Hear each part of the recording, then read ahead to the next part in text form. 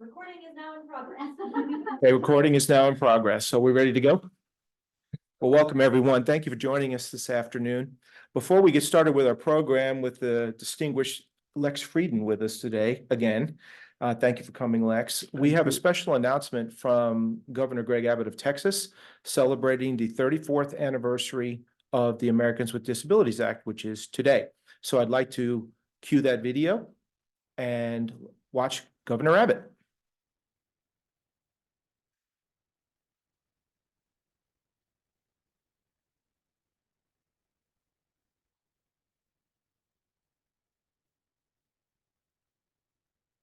Audience muted.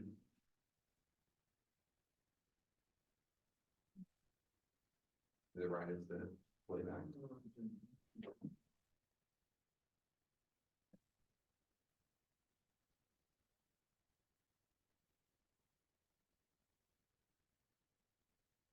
Hi, this is Governor Greg Abbott. I am honored to join you to celebrate the 34th anniversary of the Americans with Disabilities Act. Thank you to the Governor's Committee on People with Disabilities for commemorating such an important moment in our nation's history. 40 years ago, I was faced with an unimaginable situation when an accident changed my life forever. A tree fell on me and I became paralyzed from the waist down. If there is one thing that I learned from this accident, it is this: anybody can overcome anything and achieve their goals. Our lives are not determined by our challenges. Instead, they are determined by how we respond to those challenges. As your governor, I am proud of the work that this committee has done throughout its history. Each of you have spent countless hours listening to your fellow Texans and spent even more hours in research to provide what is best for those with disabilities. As a result, by sharing recommendations to my office and the state legislature, and by training state agencies and organizations, you help to ensure that every Texan can achieve their own goals in life in our great state. Each of you, by doing the work that you do, are creating an even brighter tomorrow for all who live in the Lone Star State. We look forward to continued work together as we keep Texas a state that takes care of our citizens with disabilities. May God bless you in your efforts, and may God forever bless the great state of Texas. Thank you, Governor Abbott, for that very nice video message. So we want to jump right into our program now. And I think I need to introduce Lex Frieden, someone who probably doesn't need an introduction, longtime disability rights activist, very prominent in the disability rights movement. I am Robert Holzweiss. I am the Deputy Director of the George H.W. Bush Presidential Library, and we are in the classroom at the George H.W. Bush Library with a small audience of interested viewers who are going to be here for this program with us today. So Lex, we'll get right into it. We've talked ahead of time about three major eras of disability rights activism and action. First one is activism, second one is action, and the third one is what I would call the aftermath, or where we are and where we need to be kind of thinking. So let's get into the pre-ADA and what that looked like, the landscape in the US. Let's bring it up to when you were faced with your disability. What was it like to be working, living in America at that time? Well, Bob, I think, first of all, let me thank you all for having me. And thank you, Bob, for taking the time to organize the back and forth here. You're a master historian. Thank you. And I have learned that you know more about the Disability Rights Act front and back than many of us who are advocates. Thank you. So it's a pleasure to be here with you. And I want to wish everybody a happy 34th birthday for the ADA. But to answer your question, before the ADA, we lived in a different world. People with disabilities could be out in public, and we were unique. And that was not always a good thing because we were unique because we couldn't get places that other people could get. We couldn't get into movie theaters, restaurants, federal buildings, the post office. We couldn't get to those places because there was no access.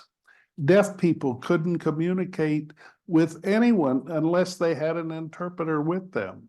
And there were very few trained interpreters who could help them. Blind people had difficulty finding ways around navigating. There were no signs, no braille menus. There were no attempts to aid people with disabilities in confronting the barriers that we had in our environment. And people with disabilities were working to educate others to know that it's not our disabilities that prevent us from doing things. It are the barriers in the society, the attitudinal barriers and the physical barriers.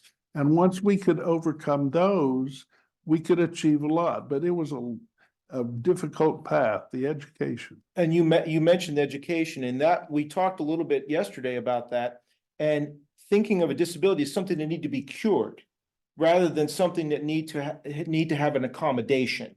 And so back then, disabilities were viewed as just that, a disability that needed to be fixed or cured, and it made you less of a person and less of a participant in our society. Then add in the barriers, and then employment, living, and doing normal everyday activities were very difficult. People didn't expect to do those things. No one expected us to do those things. Mhm. We had the good fortune to have one piece of legislation in 1973, the Rehabilitation Act. And that act was originally designed to provide money to the states to help people with disabilities get jobs through vocational rehabilitation. And it was a good theory, it worked fine, except once people got educated, they got trained, they would try to go to work and employers wouldn't hire them. In the first place, it seemed logical because we couldn't get in the office buildings.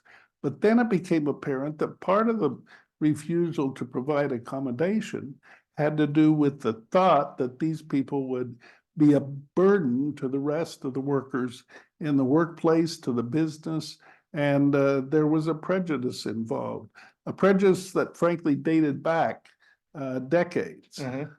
And actually had moderated mildly since the 19th century and institutionalization, but still we had a long way to go, even with the 1973 legislation.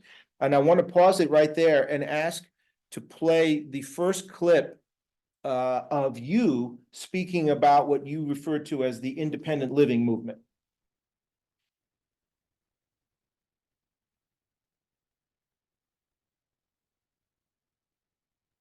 While in some respects it might be easier to be taken care of rather than be responsible for your own life, in most respects I think handicapped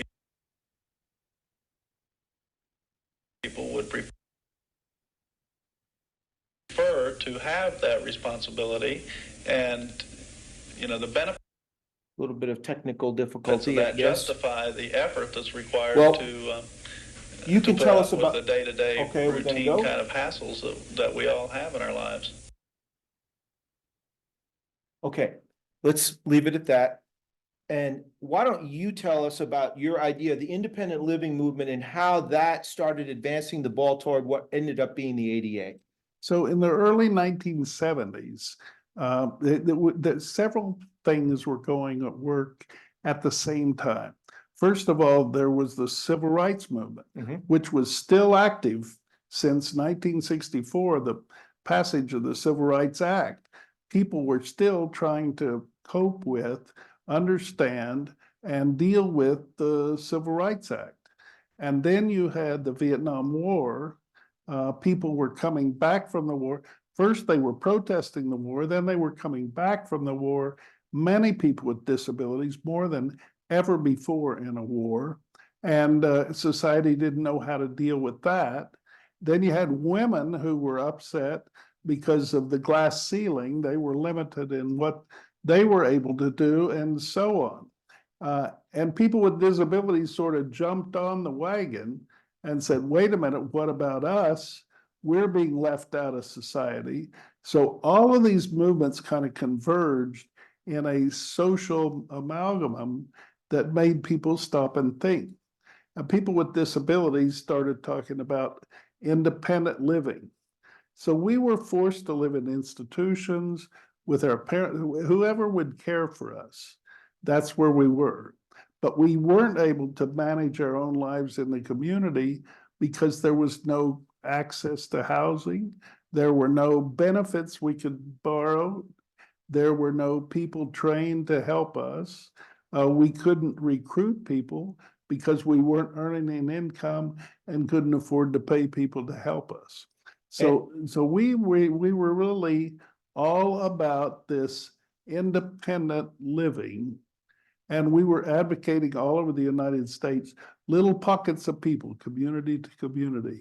And you mentioned earlier the transformational thinking that this independent living movement represented, and that is that it's not your lack of education or your disability that is a barrier to your employment or your independence. It is other barriers that may be external to you.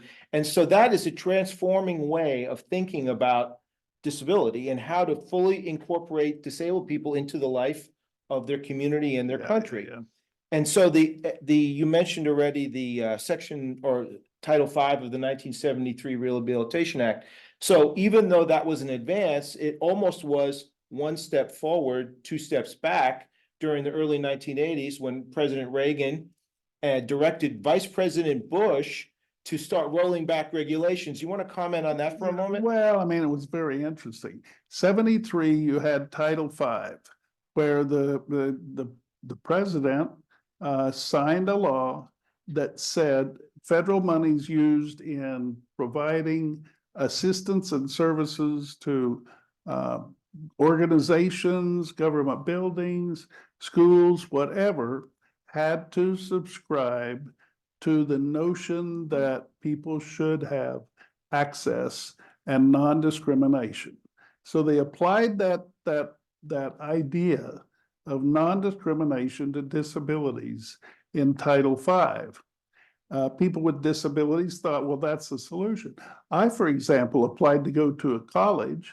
They turned me down because I had a disability. That college was receiving federal funds to help pay for their dormitories.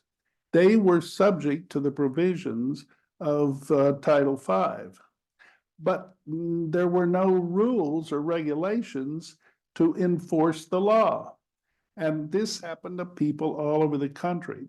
So we began to rally and try to get regulations. And finally, it wasn't until 1977 that the rule was signed by Secretary Califano. At that point, they began to enforce it, but it was like really hard for us to get enough attention to get the administration to sign those rules. And when Reagan became president, they immediately started to repeal them. You're immediately on defense less than 4 years later. Well, I mean, we were trying to be offensive, but quite frankly, when the president said we're going to reduce these regulations, they started first on education for disabled people, children.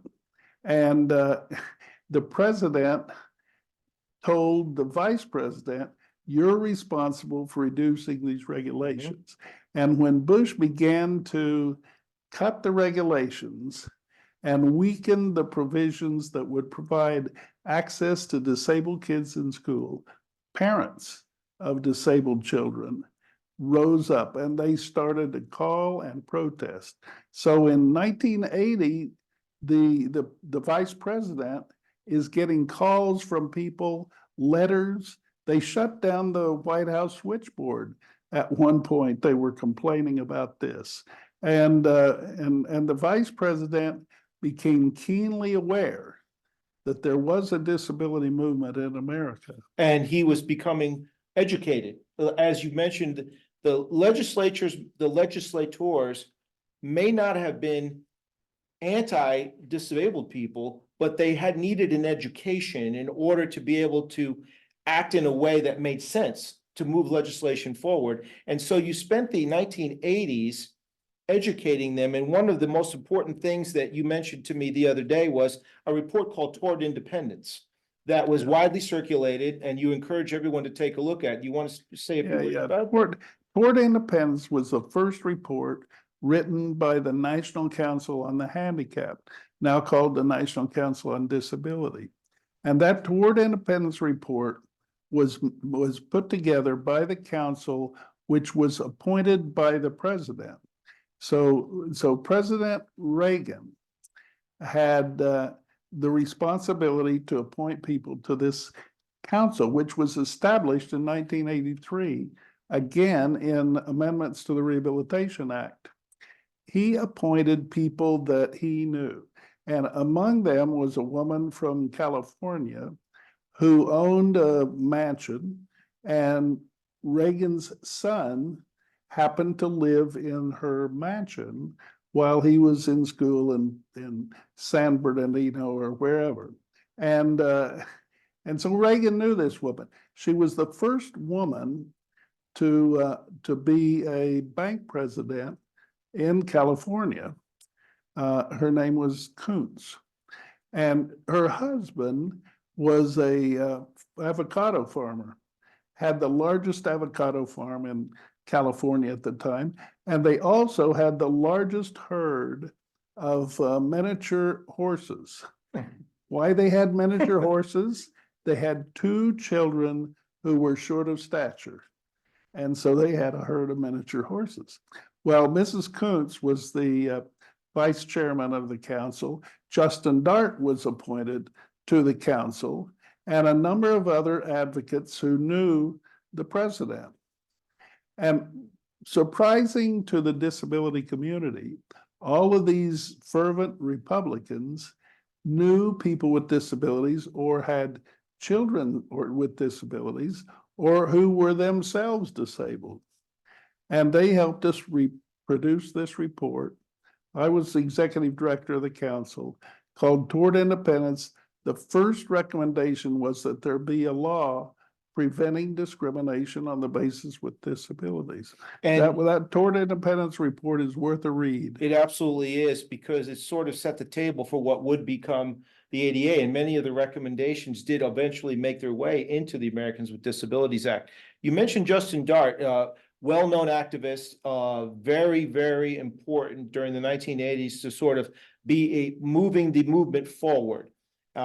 Something you mentioned to me, he traveled the US and he was trying to gather support. So can you talk a little bit about how he did that and why he did that and what the end results were? Well, Justin was very clever, and the members of Congress were dubious about our claims that people all over the country were affected by disability. And so he thought the best way to help educate the Congress was to have people with disabilities engaged in the discussion. So he went community to community, state by state, all over the United States. He went to all 50 states at least twice. And during these visits in the community, he would host a wine and cheese party and offer people from the community the opportunity to come in and talk about disability. And he also asked them to sign a petition and to write a diary about their experience. And he collected these diaries, and they were produced and provided to all the Congress. That was pretty influential, I would say, in the process. Testimony from all across the United States of people with various disabilities and being discriminated against in a variety of ways. And so there was real action being taken against them, and now there can be real action taken to remedy that situation. Well, and in addition to that, Justin was coalition building. Mm-hmm. And this was putting together a group of people who became activists in the process. But you have to remember too, Bob, that the members of Congress who understood in the beginning and who became the first leaders were both Democrat and Republican. That's significant. It's also significant that many of them, if not all, had children with disabilities or relatives with disabilities or parents or, close friends, and they understood disability to a certain degree. The person who introduced the ADA in the Senate was Lowell Weicker, who had a child with an intellectual disability. Ted Kennedy had a sister with a disability and a son with a disability. And Orrin Hatch, for example, had a brother with a disability. Bob Dole had a disability himself. So you had a lot of Senate leaders. And who so were the Senate already in- was the best place to get this started, and there was a lot of very receptive voices in the Senate that wanted to move this legislation forward. And before they did, though, the two other things happened in 1988 that impacted the trajectory of what would become the ADA. The Civil Rights Restoration Act, which did impact disability rights. Well, we thought about trying to introduce the ADA earlier, Okay. and we had to wait in order to be sure that we didn't come in conflict with the CRRA. We had to wait to introduce the ADA until after that bill had been passed. And then also, and really kind of bringing it home to Vice President at the time, Bush, the Fair Housing Act was amended at the same time, 1988, and to include language barring discrimination against the disabled. Well, that was partly the council's effort too. And very much engaged with Vice President Bush at the time, you personally Exactly. even. Right. I mean, all of these things, it's interesting when you think about it in this regard. There's like a lot of factors coming together at the same time. So can you share the story we shared earlier about the sort of happenstance meeting with Vice President Bush when you were supposed to meet with President Reagan? So the council had to have a report to the Congress and the administration. According to the law, this report was due on the end of January in 1986. On the day, I think it was January 26th, we had an appointment with the president, and we imagined the president taking this proposal for an ADA law and going out on the front steps of the White House and having a press conference and telling the world that the administration at the time, led by Reagan, would advocate for this ADA. We were about ready to meet the president, and the Space Shuttle Challenger blew up that morning. The meeting was canceled. Everyone was in mourning for the astronauts. And we were also sad because we missed our meeting with the president. But the secretary in the White House said, if you really want to meet somebody in the administration, the president's going to be tied up for the next few weeks. But Bush is available, and we can make an appointment for you next week. So we took it. We didn't know what might happen. We didn't plan on a press conference, but we knew that at least we were meeting the vice president of the United States. And we were told this would be a 3-minute photo op, and the vice president would take the report and thank us. We'd have our pictures taken. So when we got to the West Wing, Vice President's office, went in, and the Vice President said, why, you all seem eager to leave. And we said, well, we were told, your time is very valuable. We thank you for taking the report. But he said, Barbara and I read the report last night, the pre-copy, and we could identify with this. We had a child, Robin, who died early on from leukemia. One of our boys is having difficulty learning to read. They say he's on the spectrum. And we'd like you to come in and talk a little bit about this report. So the vice president took the report. He went through it with us. And at the end of a 40-minute meeting, he said, I'm going to do everything I can to help you. But he said, remember, I'm just the vice president. Now, hold that thought. So if we could cue up the next video. This is Vice President Bush making his final pitch to the American people the day before the 1988 election in And November tonight of we've tried to give you 1988. some idea of how I, as president, Sound. would build on the solid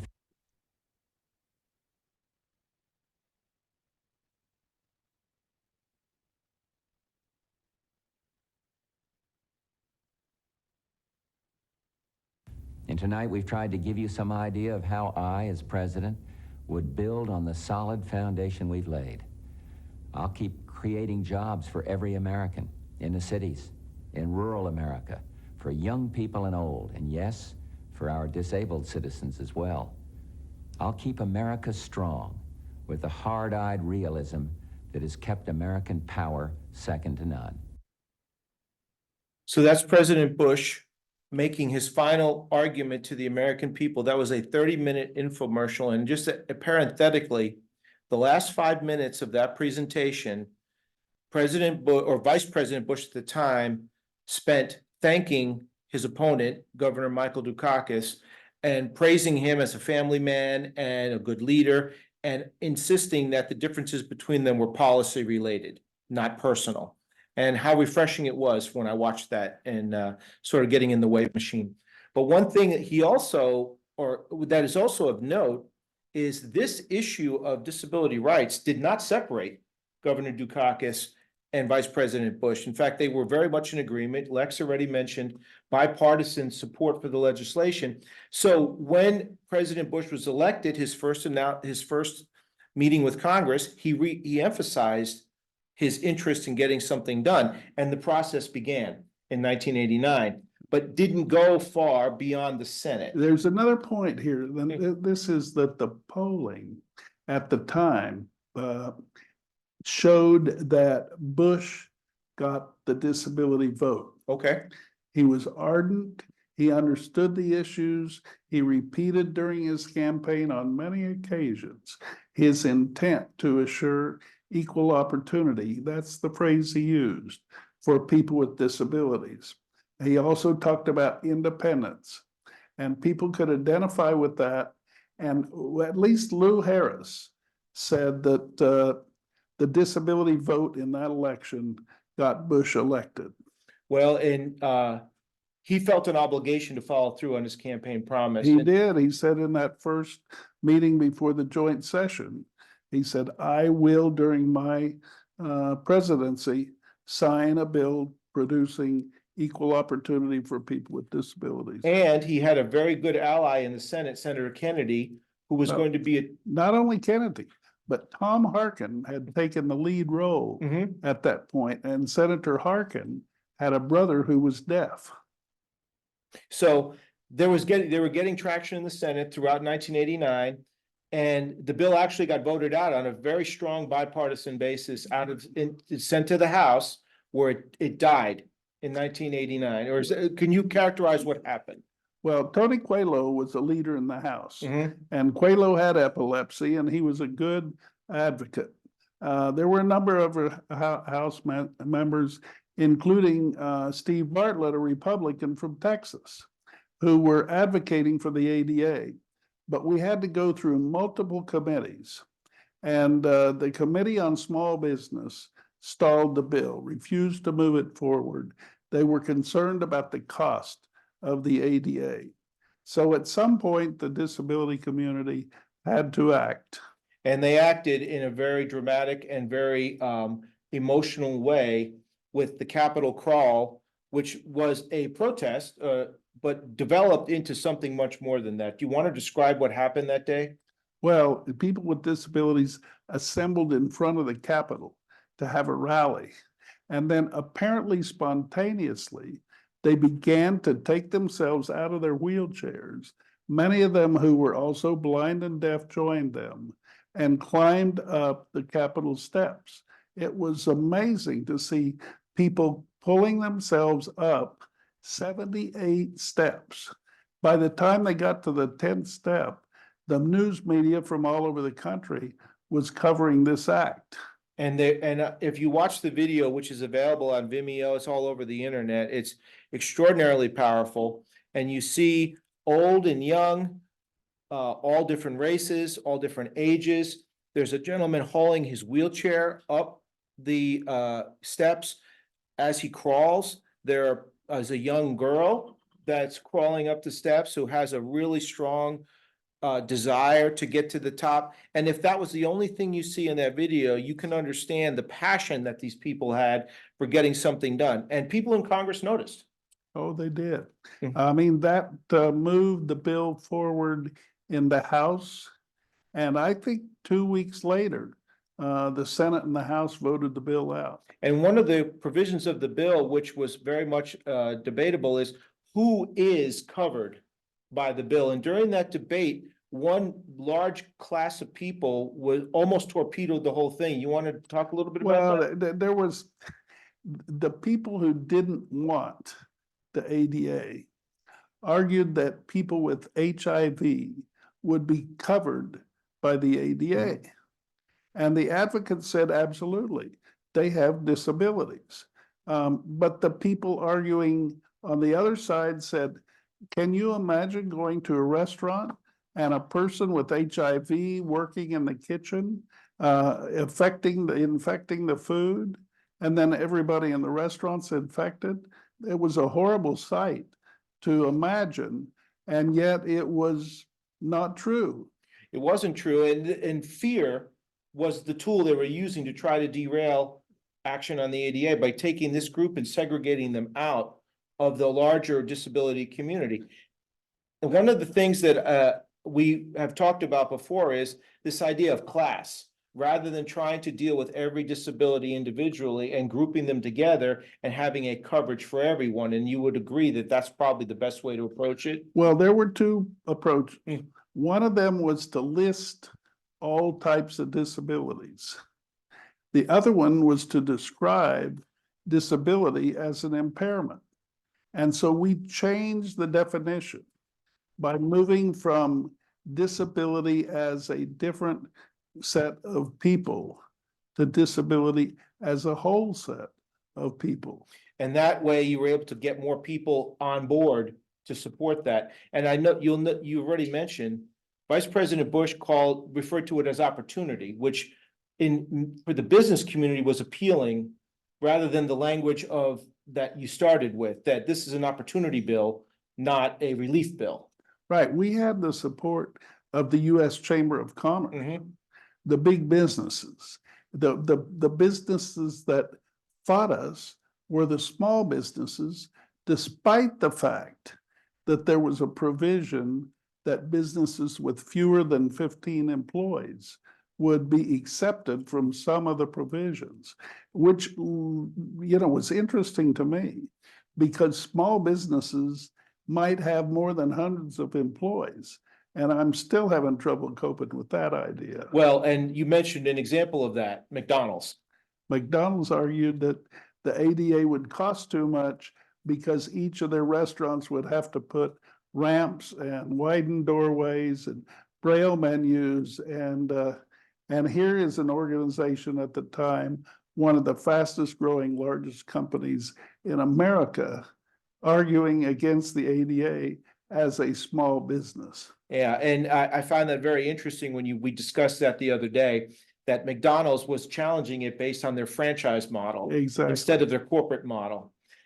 So a lot of things were happening in the spring of 1990, leading up to the passage of the act and the signing ceremony in the Rose Garden of the White House, which you attended. So let's play a short clip, or try to play a short clip of that signing ceremony.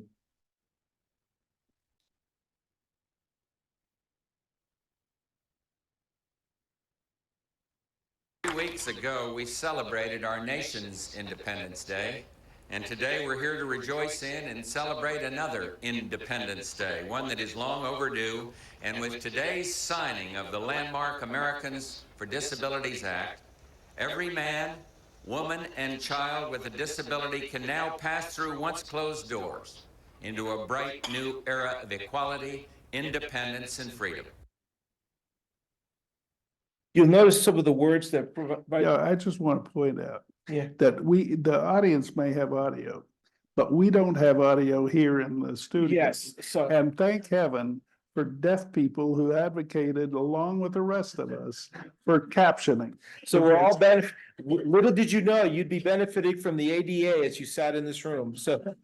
But you are, I'll note again, you are in the George H.W. Bush Presidential Library, so if there's any place that should be accommodating, it should be here, and I'm glad we're able to do that today. And so, so he passes the laws passed, and in that speech that he gave, very moving speech, one of his very best, if you ask me, he referred to that day, or you referred to that day as Independence Day. Yeah, we did. And that the barriers were going to start to come down. He also referred to it, he looked out over everyone in the Rose Garden, and there were many, called it a splendid scene of hope. And he declared it the first comprehensive declaration of equality for people with disabilities. And then he added something which I had to research, but you clarified for me. He called it the envy of the world. Do you want to tell what happened after that? Yeah, we encouraged the president to make remarks that included everybody in the world, because many of us were aware that people with disabilities in other countries faced barriers, some of them worse than we did in the United States. And we wanted to give them a ray of hope through this ADA. A couple of other things were important here. First of all, you mentioned the people on the White House lawn. The president observed that there were more than 3,000 people invited to the signing ceremony, the largest signing ceremony in history to date at that date. And it was a beautiful day. It was also covered by CNN. The night before, they weren't planning to cover it, but they made it the executive decision, and they covered it with their domestic and their international networks. So on that day, I would say that more people in the world learned about disability rights than on any day prior to that. And people with disabilities in other countries really rallied around the ADA. The president set the theme for that. And right after that ADA passed, the president of China, for example, invited the president to come and describe what he was doing to promote opportunity for people with disabilities. And then you ended up representing the United States as part of that delegation. And so when you arrived in China, explain what happened. Well, the Chinese were ill-prepared for a person with a disability to lead a delegation representing another country. And when they discovered I had a disability, they looked all over China for an accessible vehicle. They couldn't find a single one.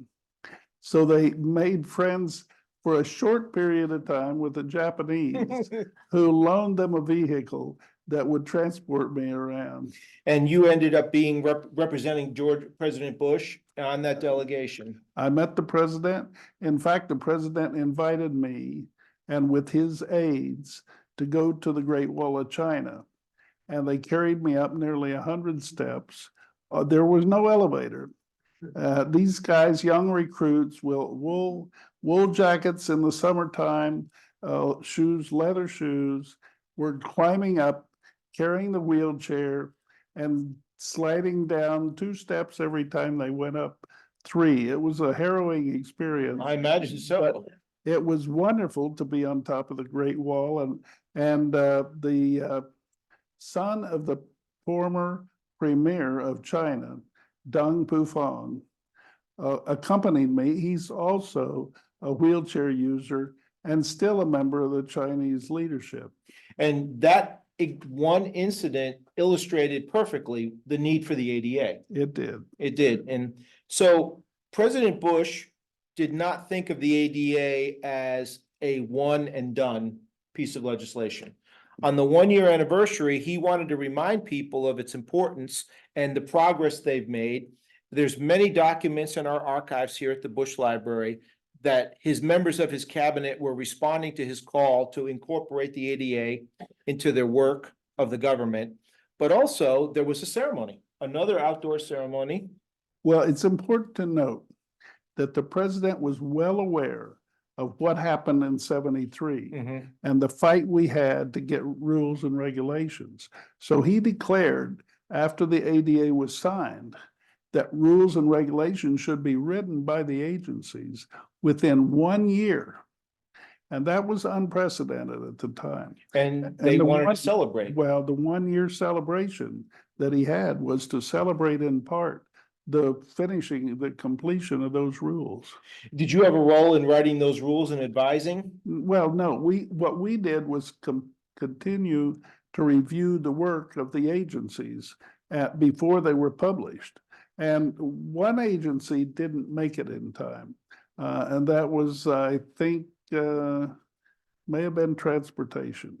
But every other agency made the 1 year rule. And so we have in front of us, Lex and myself, a scrapbook that was created for that 1 year anniversary by members of the disability community. It actually is, there's actually 4 books.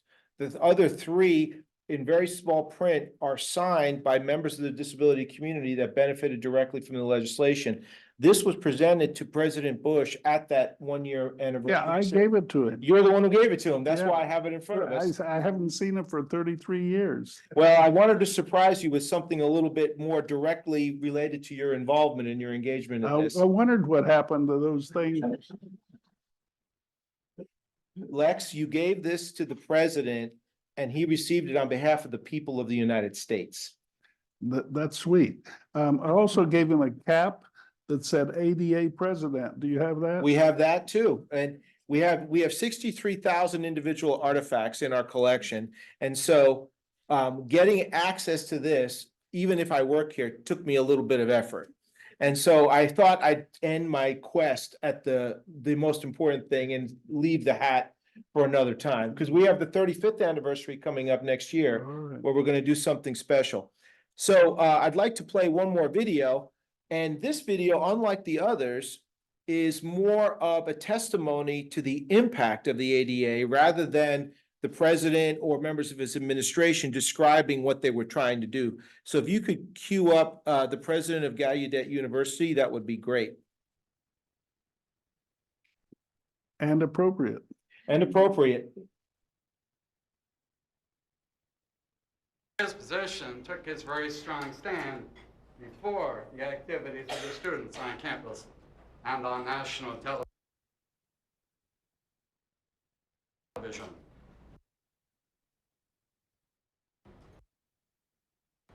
It is playing to the virtual audience. It is playing to the, Yeah, this- With your permission,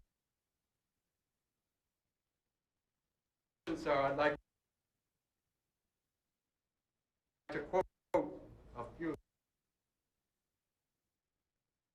things from that letter.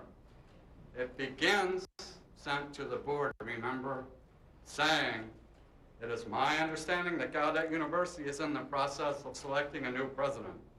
I also understand that you have narrowed down to 6 finalists, all of whom are highly qualified and 3 of whom are deaf. I have a deep interest in disability and civil rights."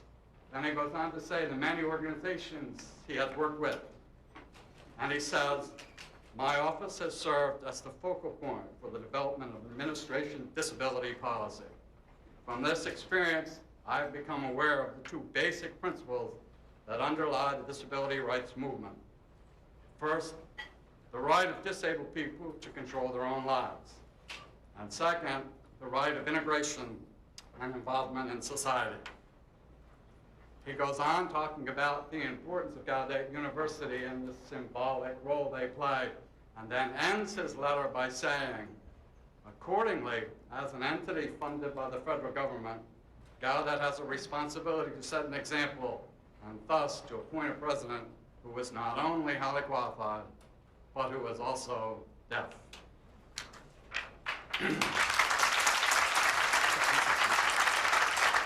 The hook is coming, but I have to say, it's important that you understand the context of this letter. It was written at a time when very few people anywhere believed that a deaf person was capable of showing that kind of leadership Ironically, the Board of Trustees itself had said they doubted that a deaf person could interact with politicians. And yet, on the very highest political level, you, sir, recognized our abilities, and you continue to do that. Thank you very much.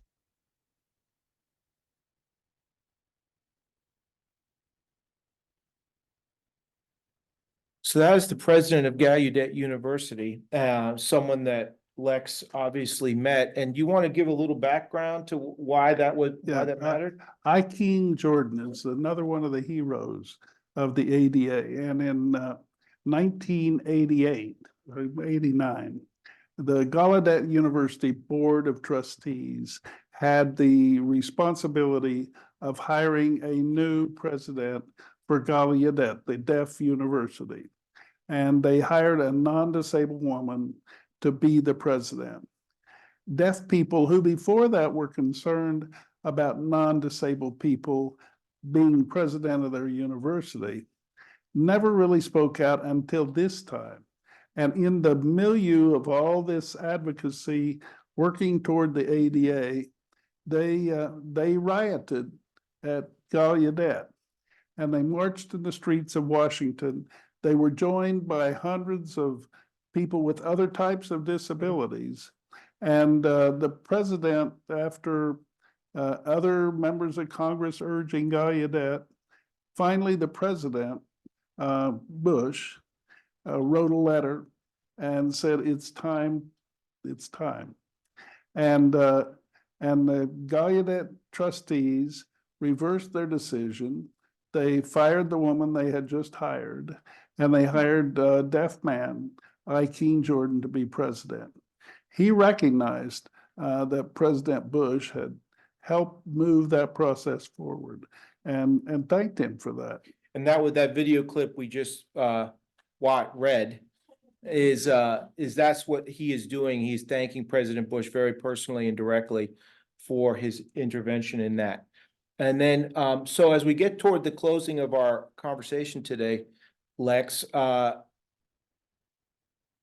do we need to go now? And obviously the ADA is 34 years ago today, and a lot has happened, a lot of very good things, maybe some slipping backwards and some things that still need to be addressed. What would they be? Well, I am working with a group of people around the country. Yeah, they are literally around the corner here. The ADA Technical Assistance Centers. Okay. And let me give you a number you can call if you need ADA technical assistance. It's 800-949-4232. In Texas, it's the Southwest ADA Center at Tier Memorial Hermann Hospital. But in other states, it may be served by other centers. That number, 800-949-4232, will help you get technical assistance. And what we have found over the last 34 years, is that the situation for people with disabilities is improving, particularly in public accommodations. But in the areas of healthcare, housing, and employment, we still face many, many issues. So healthcare, as a result of the Affordable Care Act, Obamacare, is improving. Housing has a ways to go because more people are coming out of institutions and family homes wanting to live in the community. Further, older adults who are becoming disabled are looking for more housing. So housing is in flux now, but the biggest stretch is employment. And, you know, we don't know why it is exactly. There may be subtle discrimination that's occurring, but it may also be that people with disabilities need to get more education and more training. We simply don't know what all the barriers to employment are.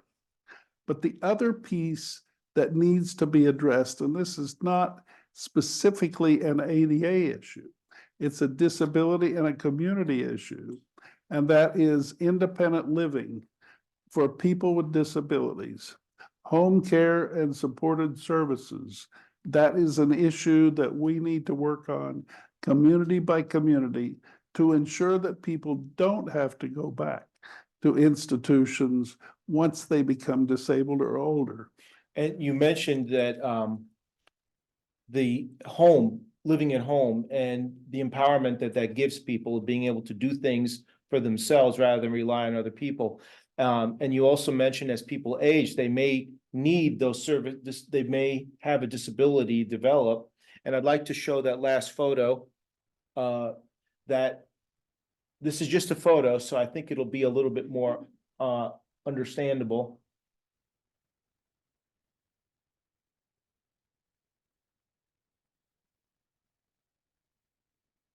It's a very high resolution photo. I hope. So there we have President Bush toward the end of his life. This is 2016. And he is with Senator Bob Dole, both World War II veterans, both in wheelchairs. And if you remember when President Bush passed, when he was being honored in Washington, Senator Dole showed up and he made a Herculean effort to stand and salute his friend in the rotunda of the Capitol. Just an amazing, amazing image. This is when Senator Dole came to celebrate the 75th anniversary of Pearl Harbor in 2016. And so we wanted to make sure, I wanted you, Dole, to make sure you knew that President Bush himself, even though he was completely unaware of where he was going to end up, benefited from the ADA later on in his life. And one other thing, I guess, since we were sort of tightened up this talk a little bit, it's sort of what you mentioned to me yesterday. It kind of, what comes around goes around. These two men fought against fascism and Nazism, and one of the principal tenets of Nazism was the extermination of inferior people with disabilities. And they both fought valiantly against that. And so here we are, closing the circle with them benefiting from the very legislation that they helped draft and pass, but also they helped fight against those that would have done it a different way. Bob, you may not be aware of it, but President Bush, when he got in a wheelchair, obviously had to be assisted. Sure. And one day in Houston, he was going to a meeting and his limo couldn't get to the building where the meeting was. So they had to let him out a block away. He got out of the car into his wheelchair and his aide began to push him down the street. They got to the intersection and they went down the ramp, across the street and up a ramp. President Bush said to his aide, "That was really nice. I wonder why they put those ramps on the curb." And knowing President Bush, he might not have been joking. He was a very humble man, and I'm sure he was not trying to make a joke about it. He was truly amazed at the progress that our country has made in a relatively short amount of time, but also we still have a ways to go. Absolutely. I think all of us can celebrate today. We can celebrate every day, but we have a responsibility to those who came before us. We have an obligation to ourselves and to those who will follow to continue to support ADA, to extend it as needed, and to be sure. One thing we know is that ADA will be supported if we complain when we see something. If you see something, say something. File a complaint if you find an inaccessible place. If you see somebody violating the ADA. If it's employment related, you can go to the U.S. Equal Employment Opportunity Commission. If it's related to public accommodations or other services, you can go to the U.S. Department of Justice, file a complaint online. If it's misdirected, they'll help you with it. If it's a valid complaint, they will follow through. And I've actually seen it. And it's kind of fun to watch when the U.S. Attorney's Office shows up at a restaurant wearing flak jackets and ADA pins and U.S. Department of Justice SWAT team jackets. And they go in carrying not guns and not machine guns, but measuring sticks and tools to test the push width of the door. So That's a good, It'll get your attention. yeah, it will. And for our part here, Lex, and I guess this is a good way to end it. Lex has been very generous in donating his personal materials to us. And here at the library, our part in this is not ended. Even though the legislation was passed 34 years ago, our job for the next year is to digitize all of Lex's material as well as all of the official government records that deal with the legislative history of the ADA and make them accessible online in a format that meets all the standards of the Americans with Disabilities Act. And then continue to talk about this going forward and educate the next generation on the benefits that they inherited from folks like yourself and get them active in keeping those benefits secure and advancing the cause of the Americans with Yeah, Disabilities Bob, we're Act. trying to produce an endowment Right. that will enable the presidential library to have at least an annual representation of the ADA materials through educational events, through papers that are written, and through the sponsorship of internships and so on. And I appreciate your leadership on that, Lex. I really do. It's long overdue that we did something like this, and it's very much overdue that we put these records online and make them accessible in the convenience of your home, so you don't have to come here. So, do we have a moment for questions or so if there are questions, we can accept them now. We have one from the virtual audience that we'd like to take. No. Okay, in the room. If we want to bring a microphone to anybody in the room. I can repeat the question as well. If no, a lot of you were here last night, and so you had some really excellent questions. I appreciate that. Okay. Well, if there's no questions online or in the room, then I guess my next move is to thank you again, Lex, for joining us today. And Thank you very much for doing it. I wish you all a great afternoon and celebrate the ADA. Thank you. Lex, always a pleasure Yeah, there's to